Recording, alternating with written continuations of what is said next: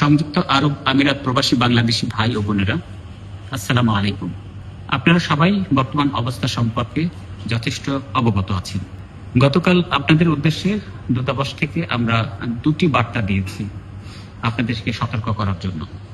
এই বার্তাগুলোর মাধ্যমে অন্তত দুটি পরামর্শ আপনাদেরকে আমরা দেওয়ার চেষ্টা করেছি, যেগুলি সংক্ষেপে নিয়ে আবার পড়ছি। এক, সবাই নিরাপদ অবস্থানে থাকুন। নিতান্ত অতি জরুরি না হলে ঘর থেকে বের হবেন না। পাসপোর্ট, আমিরাত আইডি, নগদ দিরহাম, শুকনো খাবার, পানি ইত্যাদি হাতের কাছে রাখুন। কোনো জমায়েত করবেন না। আরব আমিরাত সরকারের নির্দেশ মেনে চলুন। 2, গুজবে কান দিবেন না। বিভ্রান্তিমূলক পোস্ট দেওয়া এবং শেয়ার করা থেকে বিরত থাকুন। আমিরাতে এটি একটি দণ্ডনীয় অপরাধ। আমাদের দূতাবাস আগামীকাল সোমবার খোলা থাকবে।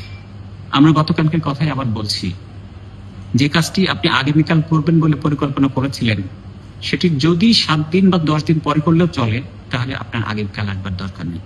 যদি এমন জরুরি হয় যে সেটা আপনার আগামীকালকেই করতে হবে, কেবলমাত্র সেক্ষেত্রে আসুন, আমাদেরকে আপনারা দূতাবাসে পাবেন। প্রিয় ভাই ও বোনেরা, সাহস হারাবেন না। আপনাদের যে কোনো প্রয়োজনে আমাদের সাথে যোগাযোগ করুন। বাংলাদেশ সরকার এবং দূতাবাস ও কনসুলেটের সকল সদস্য আপনাদের পাশে আছে।